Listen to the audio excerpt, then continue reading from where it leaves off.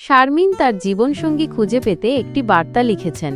তিনি এমন একজন মানুষকে খুঁজছেন যিনি তাকে নিঃস্বার্থ ভালোবাসা দেবেন এবং সারা জীবন তার পাশে থাকবেন।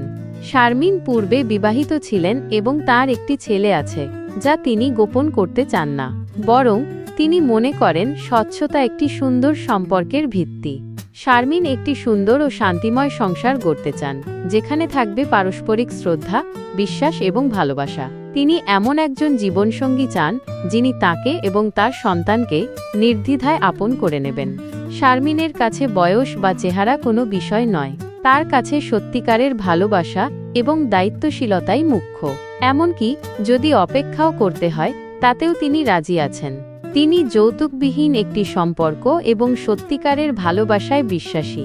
যদি কেউ এমন একটি সম্পর্ক গড়তে আগ্রহী হন, তবে 01857872814 নম্বরে যোগাযোগ করতে পারেন।